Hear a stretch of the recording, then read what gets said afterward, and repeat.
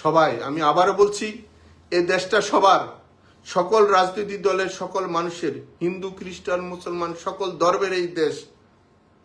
আর দয়া করে কারো আর যেন ক্ষতি না হয়। আপনারা দয়া করে একটু নিজেদের উপলব্ধিটা অবলম্বন করেন। আমি আবারও বলছি, আমি ব্যক্তি জাহাঙ্গীর আলম গত সরকারের সময় যেসব অন্যায় হয়েছে, অনিয়ম হয়েছে, সাথে সাথে সেটা প্রতিবাদ করেছি। আমাদের বিরোধী দলের কোনো নেতাকে যদি অ্যারেস্ট করেছে, আমি সাথে সাথে জেলখানায় কোর্ট পর্যন্ত আমি লয়ার হিসেবে আমি নিজেও মুভ করেছি। কিন্তু আজকে যে অবস্থান, সেই জন্য আমাদের সম্পর্কটা যে নষ্ট করছেন নিজেদের কিছু প্রশাসনের লোকের আপনারা লোভ লালসার জন্য। সেই জন্য আমি বলেছি, গত সরকারের আমলে বাংলাদেশ ব্যাংক যারা কয়েকজন লোকে লুট করেছিল, সেই সব লোকের নামে শুনি নাই মামলা হয়েছে, অথচ আওয়ামী লীগ যাই করেছে তাদের বিরুদ্ধে আপনারা মামলা দিলেন।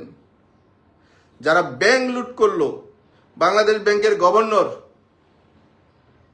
রৌফ সাহেব, যিনি অর্থ মন্ত্রণালয় থেকে সচিব ছিলেন এবং পরবর্তীতে বাংলাদেশ ব্যাংকের গভর্নর হয়েছিলেন, তারা তাদের লুটপাটের চরম সীমানায় গিয়েছিল।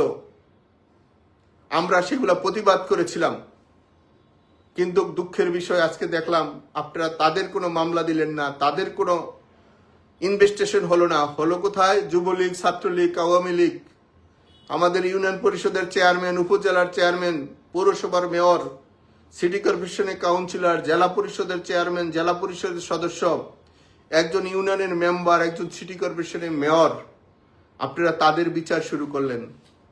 সিটি কর্পোরেশনের দুর্নীতির মামলা দিলেন আমার নামে, আমাদের একজনও বিসিএস অফিসারের নামে মামলা হলো না।